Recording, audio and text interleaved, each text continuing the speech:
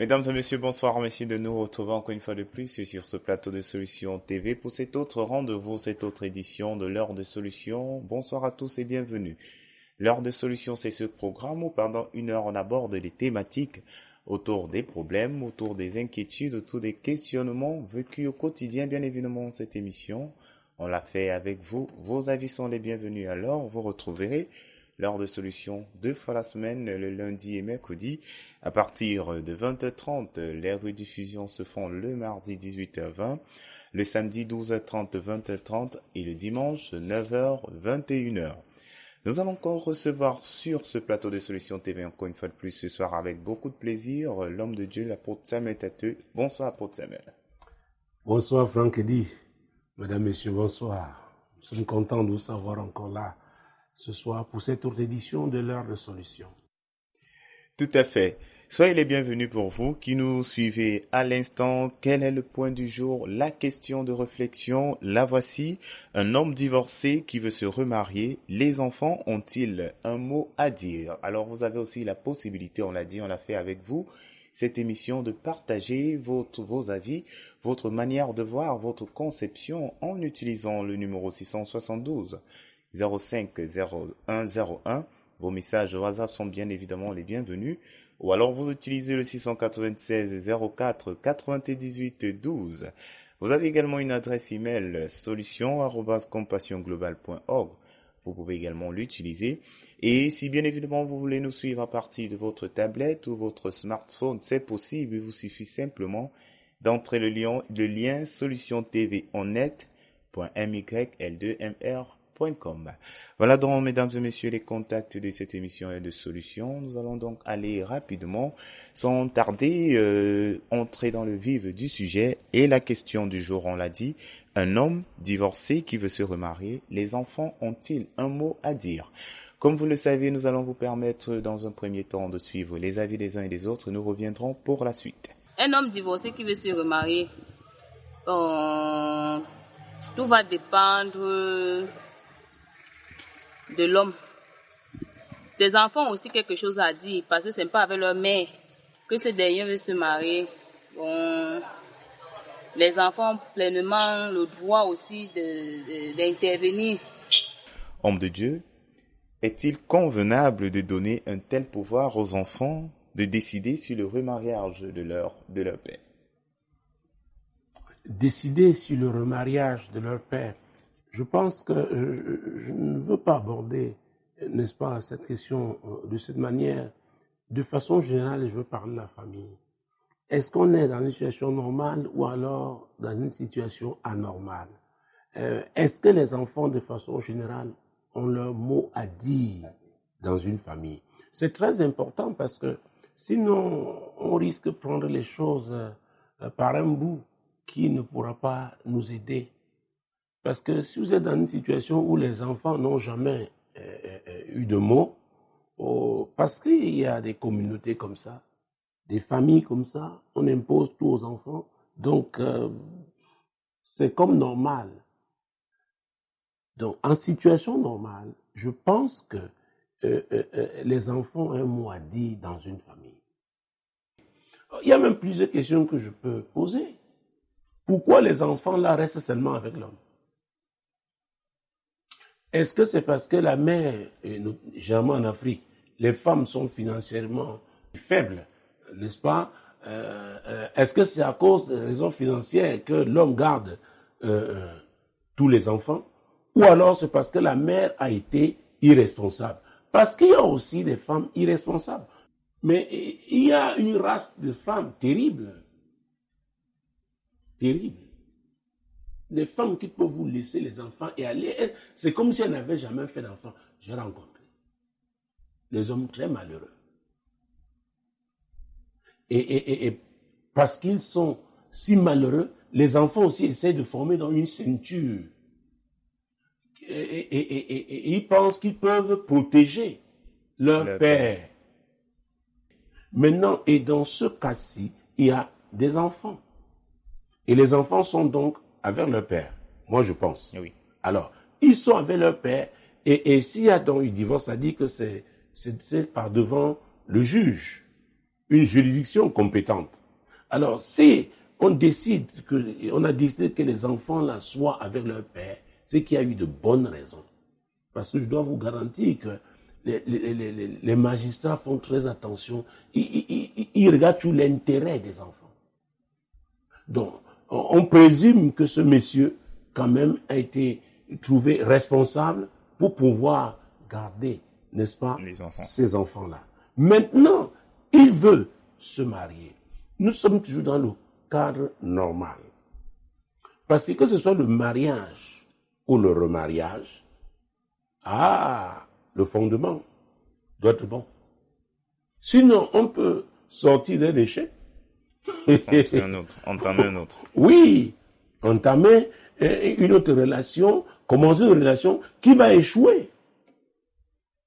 C'est pourquoi un tel homme doit avoir tiré les leçons de son échec. C'est très important. Et vous savez, c'est douloureux. Beaucoup n'aiment pas regarder la vérité en face. Et c'est ce que je m'efforce de faire dans le ministère. J'enseigne qu'il ne faut pas le faire brutalement parce que les gens ne sont pas toujours préparés à affronter. C'est violent. C'est violent. Vous savez, les violences d'ordre émotionnel, d'ordre sentimental, on ne peut pas les estimer. Mais elles sont profondes et très douloureuses. Et c'est pourquoi vous pouvez lire dans les yeux des gens. Ils peuvent faire semblant, bien habillés, bien maquillés, bien parfumés, mais ils sont en lambeaux. Ils ont le cœur brisé. Comment les préparer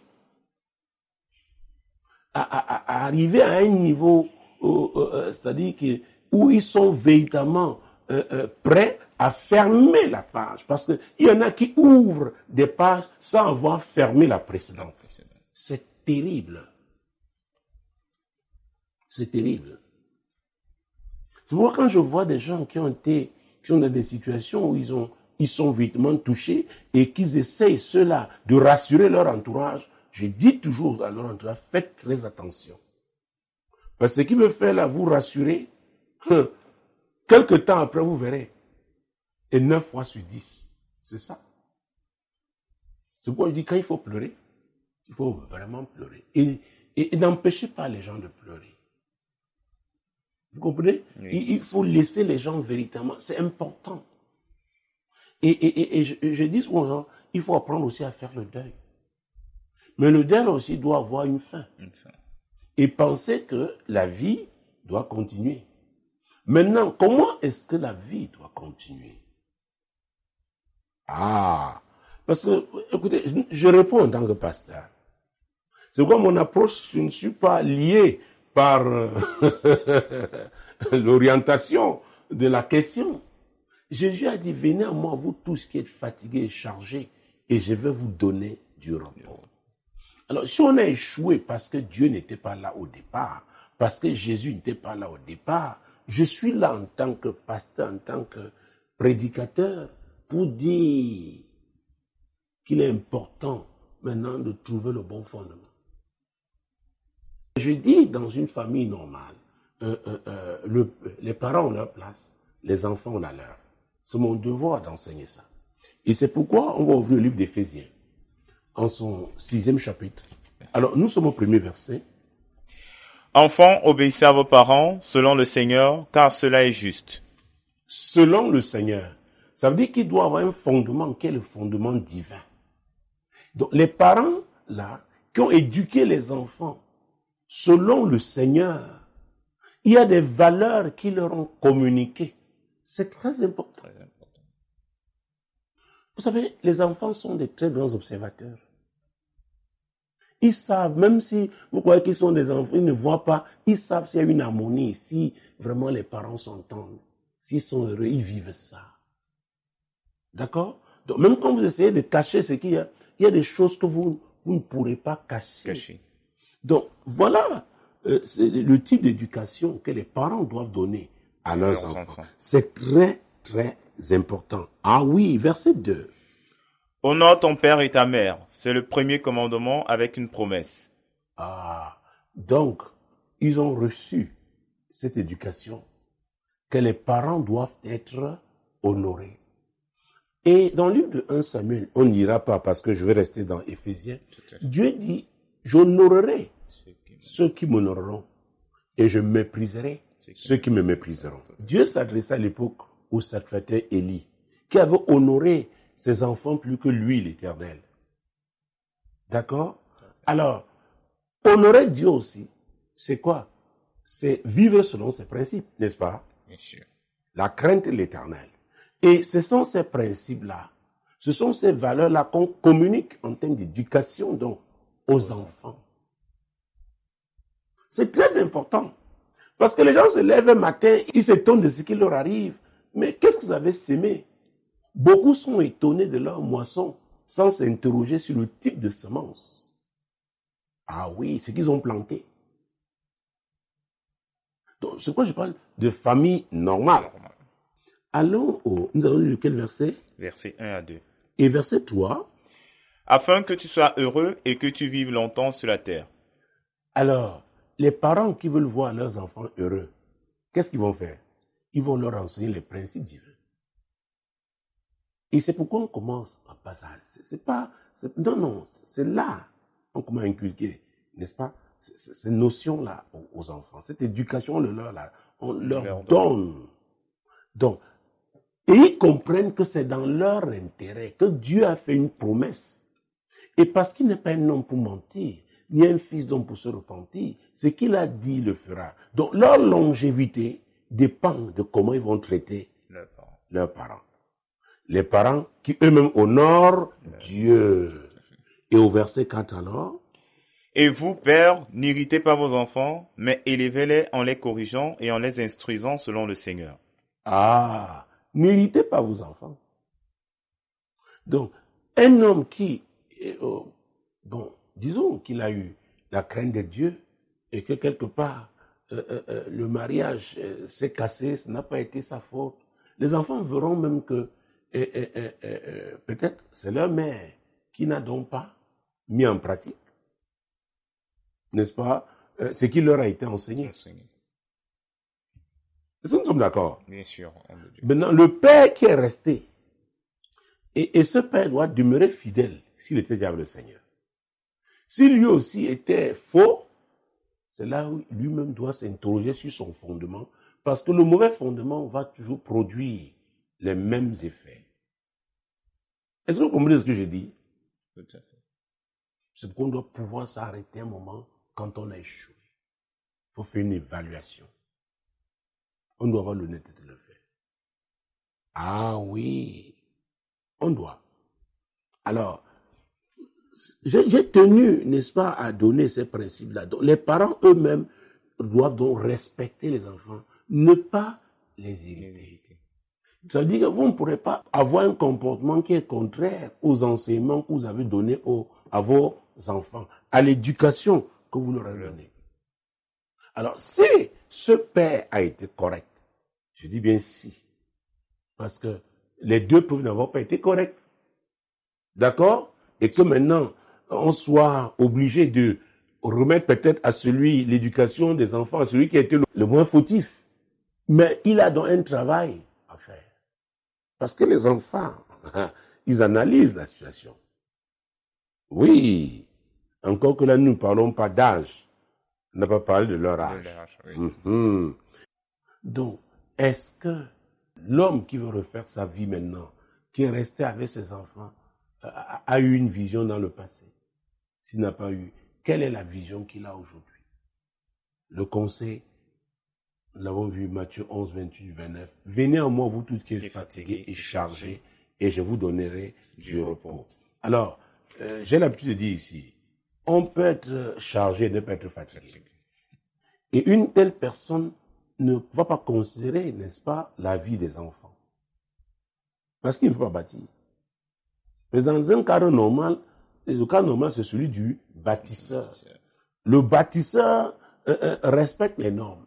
Et nous avons vu que les enfants, quand ils sont bien éduqués conformément à la parole de Dieu, ils ont leur mot à dire dans la famille. Parce que Dieu dit qu'il ne faut pas les irriter.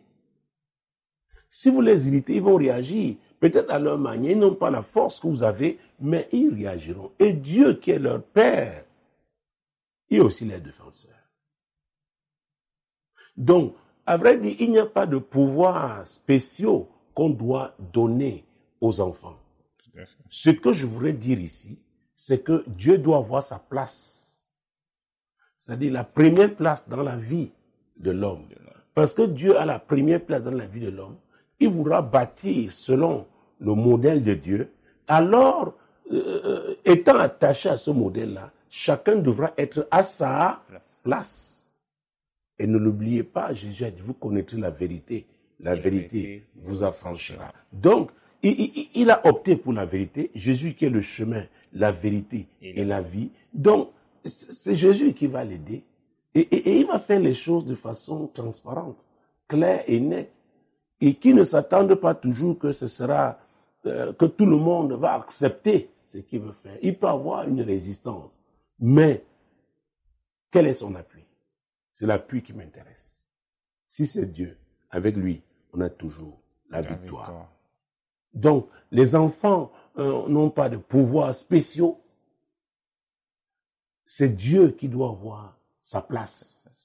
Quand Dieu a sa place, et celui qui opte pour Dieu, qui a choisi Dieu, alors Dieu lui indiquera ce qu'il faut faire. Et quiconque veut donc sortir de son couloir, alors il s'expose aux ennuis. D'accord? Tout à fait. Normalement, un bon époux, tout engagé, faire l'acte et tout, accepter la dot et tout, il faut qu'il soit apte à faire, à répondre à tous tes besoins. Homme de Dieu, selon vous, que peut-on mettre dans l'expression utilisée par l'une des femmes où l'homme doit avoir l'aptitude à répondre à tous les besoins? L'homme doit avoir l'aptitude à répondre à tous les besoins. C'est normal. Vous savez, mon Dieu, mon roi, il y a un sentiment qui est un sentiment de sécurité, n'est-ce pas? Parce que dans la confiance, il y a le sentiment de sécurité et d'assurance. Ce n'est pas évident de se confier à quelqu'un, même quand c'est Dieu qui vous a dit, vous demeurez un être humain. Il y a un côté humain qui fait que quelque part on doute, quelque part on se pose des questions. C'est pourquoi nous parlons de foi, parce que la foi va donc vous galvaniser, va vous pousser à aller dans la direction que le Seigneur a indiquée. Donc, qu'on ne se leurre pas, il y a des besoins. C'est vrai, on prie. C'est vrai que c'est l'Éternel qui est notre pourvoyeur. Mais quand vous aurez une facture à payer, si vous êtes en location et quand le bailleur, n'est-ce pas, se présente, vous ne lui présenterez pas vos prières. Vous comprenez? Donc, il faut que nous demeurions sur la terre. Il y a des réalités attachées à cette terre. Donc la femme qui parle de tous ses besoins, je ne parlerai pas comme elle, moi je parlerai plutôt des besoins essentiels. Parce que quand on dit qu'on parle de tous ces besoins, il y a des besoins qui sont dont on peut s'en passer. Je me souviens l'histoire de ce jeune cadre, il travaillait, sa femme aussi travaillait, exerçait une fonction libérale qui rapportait, elle rapportait plus d'argent, n'est-ce pas, beaucoup plus d'argent dans le foyer. Et cette femme n'hésitait pas à acheter une robe à 300, 400 000 francs pour une soirée, une invitation. Et cet homme à l'époque avait des problèmes avec ça, parce qu'il se disait, mais tiens, nous avons une vie, n'est-ce pas, à bâtir. Il y a un avenir. Et l'avenir se bâtit maintenant. Alors, ne me dites pas qu'il n'y ait pas de belles robes qui soient en deçà de ce prix. Mais vous voyez que ça, c'était un peu de l'extravagance. Je n'ai rien contre les habits coûteux. Je n'ai rien contre le luxe. Ce que je veux dire, c'est que, c'est ce que nous avons au quartier, qu'il faut accrocher son sac, n'est-ce pas? Là où on peut arriver, là où on peut, à son niveau, c'est-à-dire il y a des niveaux. Il y a des gens, des femmes dans ce monde, une robe de 500 000, c'est rien. Par contre, il y en a, le jour, elles ont une robe de 50 000. Vraiment, elles vont louer le Seigneur pendant tout un mois. Est-ce que vous me suivez? Oui, bien sûr. C'est très important. Donc, on doit avoir le courage. Les gens qui veulent se marier, parce que là, on n'est pas encore dans le mariage. Et la femme devra décider. En d'autres termes, quel est l'homme qu'il faut? Quels sont les critères? Quels sont les éléments? Quels sont les atouts que cet homme doit disposer? C'est cela. Alors, la femme doit savoir ce qu'elle veut. Et je n'ai pas honte quand je parle de classe. Il y a des classes dans la vie. Il y a des classes sociales. Il y a des classes, mon Dieu, mon roi, en termes de caractère. Il y a des personnes honnêtes. Il y a des personnes malhonnêtes. Et vous savez, j'ai l'habitude de parler de la solidarité des classes. Les paresseux seront solidaires. Oui. Les travailleurs seront solidaires. Les gens qui travaillent dur. Des personnes vertueuses seront solidaires parce qu'elles n'entendent pas que des personnes vicieuses, des personnes malhonnêtes viennent gâcher leur travail. Donc, à vrai dire, la question de savoir, on appartient soi-même à quelle classe. Vous savez, pour ceux qui me suivent depuis des années, il y a une notion qui ressort de mes enseignements, c'est l'intégrité. Je suis attaché à la loyauté, à la fidélité. Je crois que les relations entre les hommes ne doivent pas être fondées sur l'argent seulement, sur ce qu'on va gagner matériellement. Mais je m'empresse toujours de dire que le mot intérêt est très important. Je me souviens, en terminale, il y avait une œuvre où on disait « pas d'intérêt, pas d'action ». Donc, il y a des intérêts nobles. Et tout ce qui concerne le royaume de Dieu a à voir avec la noblesse, avec la dignité, avec les valeurs du royaume. C'est très important. Donc, il y a aussi des classes de femmes. Oui, il y a des femmes à qui on ne peut pas offrir le bijou en plaqué or. Non. Parce qu'elles savent reconnaître les pierres précieuses. Alors, si vous regardez à une telle femme et qu'elle tient à ce type de cadeau-là, vous devez être en mesure de lui offrir. Maintenant, si elle accepte de vous épouser parce qu'elle est désespérée et qu'elle veut absolument une reconnaissance sociale en tant que femme mariée, préparez-vous à affronter certains problèmes. C'est pourquoi on doit assumer. Il s'agit donc de quel type de besoin? Mais moi, je parle des besoins essentiels. Donc, il y a un droit à un logement décent.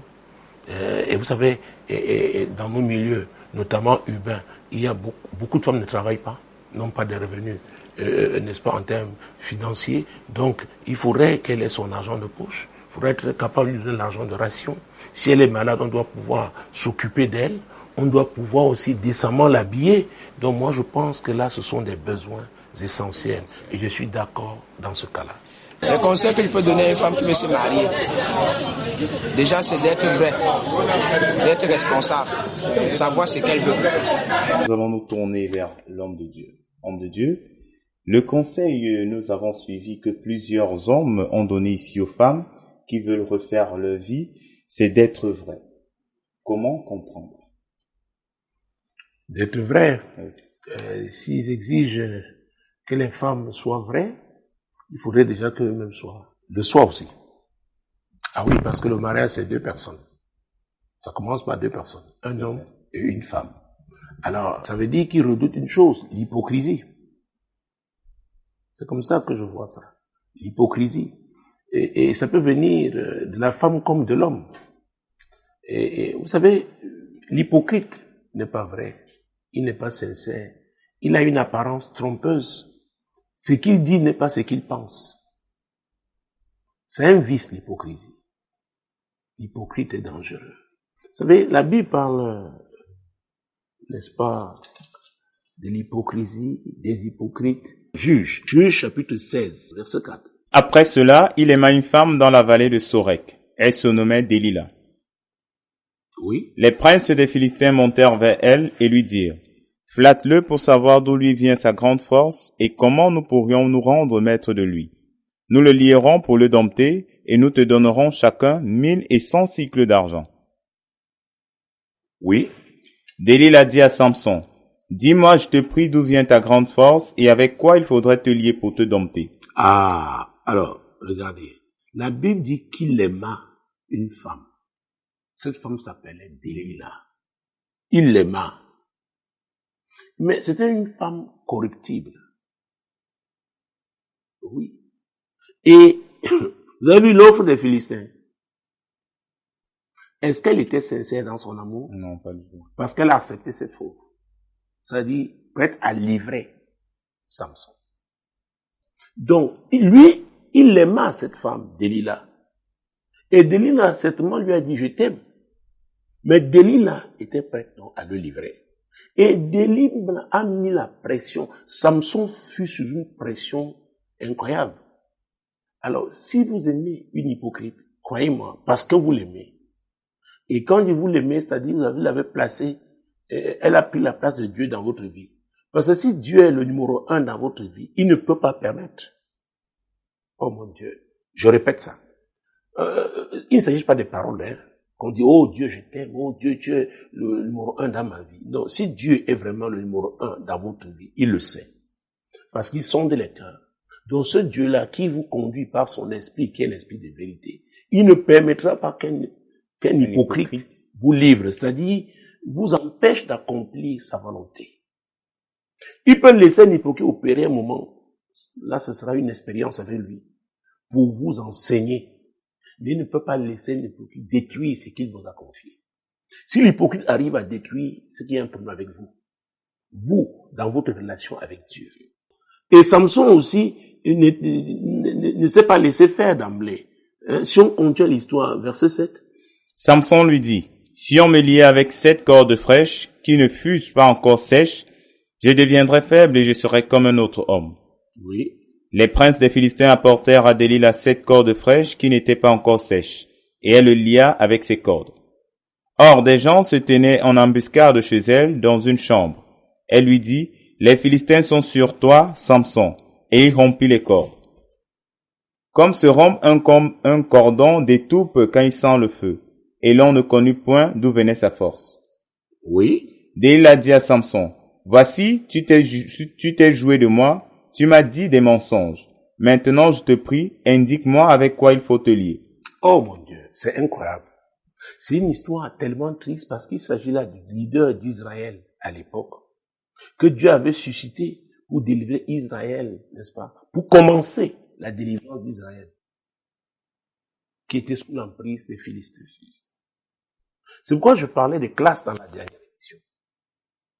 Samson ne savait pas à quelle classe il appartenait.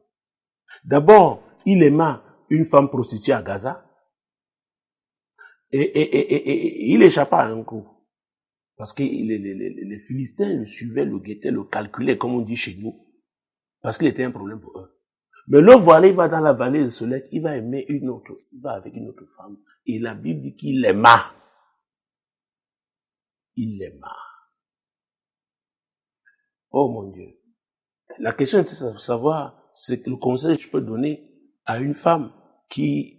Il y a les hommes qui ont dit qu'il faudrait qu'une femme soit, les femmes soient vraies. Les femmes soient vraies. Oui. Aïe, aïe, aïe, aïe. Ils ont parlé d'hypocrisie. L'hypocrisie, oui, tout à fait. Nous sommes dans l'hypocrisie. Parce que dans tout ça, il s'agit des conseils, n'est-ce pas? Dans l'ensemble. Oui, bien sûr. Dans l'ensemble. Alors, les femmes doivent être vraies. Voilà une femme qui n'était pas vraie. Donc, l'appréhension des hommes est fondée. Voilà une femme qui n'était pas vraie. Mais est-ce que Samson était sérieux donc dans sa relation avec Dieu? Non. Donc avant de donner, de parler aux femmes, il faudrait que les hommes, c'est très important. Même si c'est pas l'objectif, mais je suis dans la commission de mon ministère. Donc je peux interpeller les hommes et leur parler. Leur dire que vous là, rassurez-vous que Dieu est la première place dans votre vie. Si Dieu est à la première place dans votre vie, le Saint-Esprit qui est l'Esprit de vérité, qui est le conducteur, il vous conduira et il vous aidera à discerner, à identifier, reconnaître la femme hypocrite. Puisqu'on a commencé avec l'histoire de Samson, il faudrait quand même que, prenons peut-être verset 10, oui. Delilah dit à Samson, voici tu t'es joué de moi, tu m'as dit des mensonges. Maintenant je te prie, indique-moi avec quoi il faut te lier. Mon Dieu, cette femme Delilah est-elle tellement sûre d'elle? Ça veut dire qu'elle était devenue comme indispensable. Oui, dans la vie de Samson. C'est pourquoi avec assurance, elle pouvait continuer de lui parler comme ça. Verset 13. Delilah dit à Samson, jusqu'à présent tu t'es joué de moi, tu m'as dit des mensonges. Déclare-moi avec quoi il faut te lier. Il lui dit, tu n'as qu'à tisser les 7 tresses de ma tête avec la chaîne du tissu. Jusqu'à présent, donc c'était un processus. Oh mon Dieu, on dirait que cette femme avait réussi à envoûter Samson. Mais il faisait quoi là-bas? Comment un leader va se trouver dans une vallée avec une femme de cette nature? Cette race de femmes. Je parlais des classes, je parlais des classes morales. Ce n'est pas une femme qu'on peut recommander à quelqu'un. Qu'est-ce qu'il faisait là-bas, dans cette vallée? Verset 15. Elle lui dit, comment peux-tu dire je t'aime, puisque ton cœur n'est pas avec moi? Voilà 3 fois que tu t'es joué de moi et tu ne m'as pas déclaré d'où vient ta grande force. Ouais. Ils étaient dans les romances. Et l'homme grand, costaud, fort, l'homme de Dieu, je t'aime. Je ne dis pas qu'il ne doit pas dire je t'aime, mais il doit dire à la personne indiquée, à la vraie personne, celle que Dieu a préparée pour lui. C'est elle qui va apprécier la douceur de ses paroles. Oh mon Dieu, mon roi. Cette femme Delilah était animée d'un mauvais esprit. Ce n'était pas l'esprit de Dieu. Donc elle n'avait pas la crainte de l'Éternel. Les hypocrites ne craignent pas Dieu. Verset 17. Il lui ouvrit tout son cœur et lui dit. Il lui ouvrit tout son cœur. Il y a des gens qui peuvent vous suivre pendant 10 ans avec pour objectif avoir les secrets de votre marche avec Dieu. Ayant pour objectif de devenir votre ami pour vous trahir. Ils sont des agents du diable. Alors il lui ouvrit tout son cœur. Tout son cœur. Est-ce qu'on doit ouvrir tout son cœur à n'importe qui? Non. Donc il n'y a pas eu le discernement. Les hommes doivent avoir le discernement. Ah oui. Somme 55. Mon Dieu, mon roi. Somme 55. Verset 13 à 15. Ce n'est pas un ennemi qui m'outrage, je le supporterai. Ce n'est pas mon adversaire qui s'élève contre moi, je me cacherai devant lui. C'est toi que j'estimais mon égal, toi mon confident et mon ami. Ensemble nous vivions dans une douce intimité, nous allions avec la foule à la maison de Dieu. Ouais. Toi que j'estimais mon égal. Oh mon Dieu. Toi mon confident. Toi en qui j'avais confiance. C'est toi qui m'as trahi. Ça fait très mal.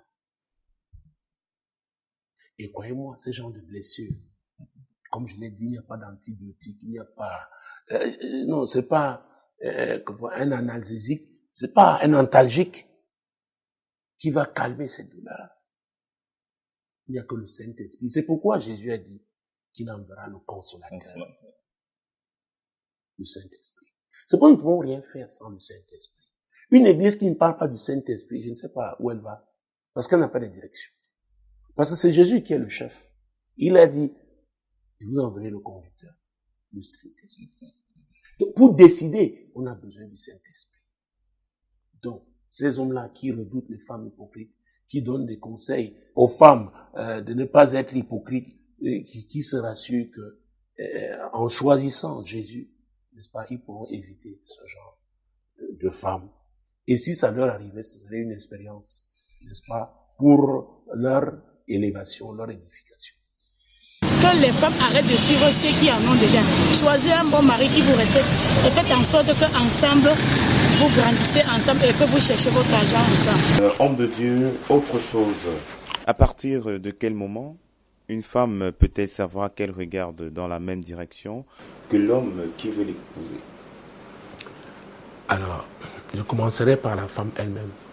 Elle doit véritablement connaître sa direction. Vous savez, quand quelqu'un parle de Douala, nous sommes au Cameroun, c'est la capitale économique du Cameroun. Très bien. Alors, quelqu'un qui parle de Douala pour Yaoundé, la capitale politique. Alors, il sort de Douala, il traverse le pont qui est sur le fleuve la Dibamba. Alors, tout le monde sait à Douala qu'il a quitté Douala pour Yaoundé. Il peut s'arrêter à Edea. Celui qui est à Douala sait que il est allé à Yaoundé. Il peut traverser Edea, s'arrêter à Pouma. Celui qui l'a vu passer par Edea, sachant qu'il va à Yaoundé, croit qu'il est, même pas encore à Yaoundé, peut-être même déjà à Boumniebel. Ce sont des villes. Ok? Il peut arriver à Boumniebel et s'arrêter. Celui qui l'a vu passer, je ne sais pas moi, par Pouma, croit qu'il est déjà à Yaoundé, alors qu'il est encore à Boumniebel. Et il peut quitter Boumniebel, arriver, je crois, c'est Ngoumou, je pense. Ou alors, Bankomo. C'est Bankomo, bref. Il y a Oui, Bankomo. Bankomo. Il s'arrête là-bas. Alors, s'il était attendu à l'hôtel de ville de Yaoundé, on peut croire qu'il est déjà là-bas, alors qu'il est encore à Bankomo. Vous comprenez? J'essaie d'illustrer comme ça pour que les gens comprennent. Il y a des étapes. Et repréciser encore votre question, parce que je veux apporter point par point des réponses. Oui. À partir de quel moment une femme peut-elle savoir qu'elle regarde dans la même direction que l'homme qui veut l'épouser? C'est une femme qui est donc consciente de sa direction, qui doit être la direction divine. C'est le conseil que je donne. Vous savez, si vous avez une femme qui regarde du côté de l'hémisphère nord et que l'homme regarde du côté de l'hémisphère sud, je ne sais pas comment ils vont évoluer ensemble. Parce que ce sont des directions diamétralement opposées. Ça, ce n'est pas possible. Dès le point de départ, on sait qu'on va échouer. Mais ils peuvent partir de Douala donc pour Yaoundé. Ou alors une femme qui a quitté Douala, sa destination, c'est Yaoundé. Elle-même arrivée maintenant, je ne sais pas, à Boumniebel, elle prend la route, je ne sais pas, peut-être pour Ezeka. Et elle ne sait pas qu'elle a quitté. C'est vrai, on peut passer par Ezeka pour rejoindre Yaoundé. Mais elle prend cette route-là, parce que logiquement, ce n'est pas cette route qu'elle doit prendre. Elle devrait continuer. N'est-ce pas? Oui. Elle pouvait être, je ne sais pas, sur la route sur cette route, je crois, avant Ezeka, nous avons parlé de Pouma. Elle parlait à Diban, par exemple. Donc, avoir le sens de la direction. Ça veut dire quoi? C'est une femme de foi. Elle a choisi Jésus. C'est Jésus et Jésus seul. Et ce Jésus-là, parce qu'elle est engagée à le suivre, ne permettra pas qu'elle accepte un homme qui n'a pas aussi le sens, la direction. Vous savez, Dieu est un homme d'affaires qui n'aime pas perdre. Hein? Ah non, quand il investit dans la vie de quelqu'un, il ne veut pas que son investissement se perde. On doit le savoir. Donc, c'est pourquoi on doit se confier entièrement à Dieu. Entièrement. Et c'est pourquoi je parle de foi. On doit se confier entièrement. Quand on le fait, le Seigneur sait qu'il est au contrôle de votre vie. Donc, quand vous voulez un peu dévier, il sait que nous sommes faibles. La chair est faible. Il sait que c'est peut-être une tentation. L'Esprit de Dieu est là. Clignote. Vous donnez ainsi attention. Pourquoi? Parce que vous commencez à voir votre communion avec le Saint-Esprit commence à être tiède. Ce n'est plus comme avant. Celui qui passait avant, c'est pas 2 heures de temps dans la prière. Maintenant, au bout de 30 minutes, il lâche prise. Peut-être à cause d'une situation par laquelle, n'est-ce pas, il traverse une situation difficile. L'Esprit de Dieu va lui dire, écoute, fais attention. Attention, il y a quelque chose qui ne va pas. L'Esprit de Dieu peut lui parler directement. L'Esprit de Dieu peut passer par quelqu'un. Il peut, c'est pas en voulant capter une chaîne de radio, il tombe sur 100.5, Radio Solution. il écoute un message où on exhorte les gens qui sont fatigués, affligés, qui sont sur le point de jeter l'éponge. Et que le prédicateur qui est en train de parler exhorte ces gens à revenir parce que Dieu est fidèle. Voilà un message qui peut regalvaniser quelqu'un. Donc il y a des choses, on peut croire que c'est le hasard, mais c'est l'Esprit de Dieu qui vous conduit parce qu'il connaît votre besoin. Sachant que vous êtes sincère, mais vous êtes aussi quelqu'un de faible comme tout être humain. Ça peut arriver que vous soyez fatigué, que vous soyez découragé, que vous ayez été désabusé, trahi, que vous ayez eu le cœur brisé. Mais puisque le Saint-Esprit est le consolateur, il sait quel canal utiliser. Parfois, ça peut être dans le taxi. Vous êtes là, vous interrogez sur votre situation. Quelqu'un entre, il vous retrouve dans ce taxi, et il raconte ce qui est arrivé à quelqu'un d'autre. Pendant qu'il raconte, vous écoutez, mais vous rendez, mais tiens, c'est comme ça s'adresse à vous, vous intéressez. Et après, tout le monde commence à partager cette histoire, chacun donne son avis. Dieu peut te donner un conseil par ces personnes-là. C'est pourquoi dans le livre de Job, la Bible dit, Dieu parle tantôt d'une manière, tantôt d'une autre. C'est très important. C'est pourquoi une des prières que je fais pour moi-même et pour ceux qui croient mon ministère, je prie pour leur hypersensibilité au Saint-Esprit et surtout la promptitude à lui obéir. C'est très important. Le diable est rusé. Il sait comment, quand arriver, le diable est un grand pasteur. Il connaît l'adresse de chacun, il sait quand te visiter, à quel moment, quand tu es affligé, quand tu es fatigué. Pourquoi? Il veut te détourner de la foi chrétienne.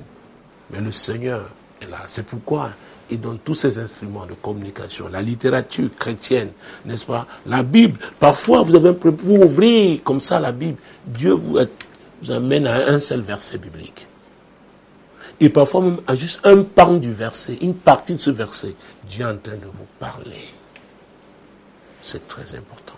Je vais encore qu'on me rappelle la question, parce que je vais être sûr que j'ai répondu. Oui, la question, la préoccupation, à partir de quel moment une femme peut-elle savoir qu'elle regarde dans la même direction que l'homme qui veut l'épouser? Tout simplement, quand elle aura développé cette communion avec le Seigneur, avec le Saint-Esprit, c'est lui qui est le conducteur. Et le Saint-Esprit, c'est lui qui convainc, c'est lui qui va la convaincre. D'accord? Tout à fait. Oui, les causes qui peuvent amener une femme à demander le divorce. Et il y a selon moi, en cas de meurtre, si mon mari est sorcier, là, si je ne peux pas aussi rester dans le prière, je peux amener au service sur ça, ça ne va pas, c'est l'échange du parti. Homme de Dieu, pour une femme, est-ce que la sorcellerie d'un homme peut entraîner le divorce? Alors, à partir de quand il devient sorcier? Ou alors, quand est-ce qu'elle découvre qu'il est sorcier? Ah oui, c'est très important. Je connais un exemple, un couple qui est parti d'ici pour les États-Unis. À un moment donné, la femme dit le mari utilisait des boulichis rouges et tout, et tout, et tout. Alors, j'ai rencontré cet homme et il m'a dit c'était des histoires. C'est pas vrai. Donc, il faut faire très attention. À partir de quand il est devenu sorcier? Il était sorcier depuis. Comment tu as fait pour aimer le sorcier là? Ou alors est-il devenu sorcier? Ça c'est possible. Vous savez, l'apôtre Paul dans 1 Corinthiens 15 verset 33, il parlait de mauvaise compagnie. 1 Corinthiens chapitre 15 verset 33. Ne vous y trompez pas, les mauvaises compagnies corrompent les bonnes mœurs. Voilà, les mauvaises compagnies. Et il y a des gens qui se retrouvent dans l'occultisme à cause de l'héritage. Je connais l'histoire, c'était encore jeune, hein, à l'époque, nous étions plus petits, ayant vécu en Occident, mariage, ils sont arrivés ici, de beaux cadres, vraiment, on pouvait les envier, mais il s'est trouvé qu'à la mort du père de cet homme, il était appelé à lui succéder. Et vous savez, quand je parle d'héritage, on n'hérite pas seulement de l'actif, on hérite aussi du passif. On n'hérite pas seulement des choses visibles. S'il y a des choses invisibles qui appartiennent, n'est-ce pas, à ce siège-là, Si vous l'occupez, vous allez aussi considérer, n'est-ce pas, embrasser ces choses qui sont du monde de l'invisible, donc du monde spirituel. Et c'est un monde qui n'est pas un monde de cartésien. Parce que si le père avait un totem, par exemple, vous savez qu'en Afrique, pas seulement en Afrique, hein, il y a des endroits dans ce monde où les hommes ont aussi une vie animale. Alors votre homme qui était, votre homme à vous seul, maintenant devient un homme serpent. Ce n'est pas la même personne. Un homme panthère, ce n'est pas la même personne. Vous savez, c'était, je crois, en 2002-2003, une jeune fille à l'époque qui avait une maîtrise en sciences économiques, belle fille. Et étant à l'université, elle avait eu un petit ami qui, entre-temps, dont son père est décédé, et qui était notable, celui qui a hérité du siège. Alors, elle s'était retrouvée à l'église, partant de Yaoundé pour Douala, et il voulait renouer avec la fille. Or, la fille avait, entre-temps, rencontré Jésus. Il lui disait, écoute, vraiment, je ne peux plus. Mais ce qui s'était passé, c'est que quand elle était étudiante à Yaoundé, c'est lui qui avait équipé. Donc, elle avait déménagé, elle a ramené tout. Et elle essayait de durcir, mais ils se rencontraient quand même pour manger et boire. Alors, le jour où je l'ai eu en entretien, pendant qu'on parlait, j'ai reçu que ce gars qui succédait à son père, il a le totem que son père avait. C'était une panthère. Je lui ai dit, fais gaffe, il y a un côté spirituel de cette affaire que tu ignores jusqu'aujourd'hui. Et tu dois te débarrasser de tout ce que tu avais reçu de lui. Donc le lit là, parce qu'il est encore présent dans ta vie. Et si tu continues comme ça à accepter les rendez-vous, tu me montes dans sa voiture, vous allez manger ensemble, tu dis qu'il n'y a rien, et tu acceptes même son argent, vous allez reprendre. Alors, elle est arrivée quelques jours après, vraiment effrayée, parce qu'elle avait eu un rêve, et c'était une panthère qui était en train de l'embrasser. Elle s'est réveillée. Elle n'a pas pu continuer son sommeil. Elle a tout fait ce jour. Heureusement, c'était un jour de réunion. Après la réunion, elle a tenu à me voir. Elle me dit, voilà ce que c'est. Et elle se souvient maintenant qu'il lui avait raconté qu'une fois, il visitait un parc. Parce qu'il y a la différence entre le zoo et le parc. À l'étranger. Et on leur disait, écoutez, il y a des voitures qui permettent de visiter. Faites attention, ne vous rapprochez pas trop d'un tel type d'animal. Mais lui, à un moment donné, il est descendu. Il y a une panthère qui allait vers lui. Et les gens étaient étonnés. Et il s'est mis à caresser la panthère. Donc elle s'est souvenue de ce qu'il lui avait raconté. Et même le conducteur était... Il a dit, oh monsieur, vraiment... Il caresse la panthère un moment avant de rejoindre les autres qui regardaient à distance, étant, n'est-ce pas, dans ce genre de véhicule touristique. La panthère avait reconnu notre panthère. Cet homme était homme panthère. Et je lui ai même conseillé de déménager. Parce que plusieurs fois, il avait déposé au bas de l'immeuble où elle occupait une chambre. Il savait déjà où elle était. Bon, moi, elle a disparu, je ne sais pas ce qu'elle est devenue. Bon, pour vous dire qu'effectivement, il y a cette dimension-là. Il y a des gens qui, au départ, n'étaient pas en contact avec ces esprits-là, mais par divers moyens. Ça peut être par l'héritage, ça peut être aussi par des clopes. Des gens qui entrent dans certaines associations.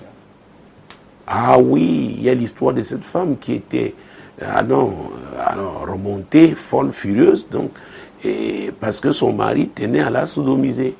Or, depuis des années de mariage, il n'avait jamais eu ça. Et il tenait pour lui, c'était ça ou rien. Elle a dit, elle ne peut pas. Après quelques temps, elle a découvert que son mari avait un certain type de fréquentation.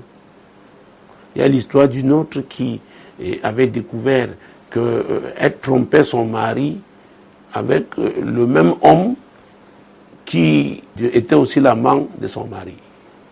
C'était terrible, c'était une dépression dans laquelle... Ah oui. Ça veut dire que l'homme allait avec le mari et sa femme. Et à l'insu des deux.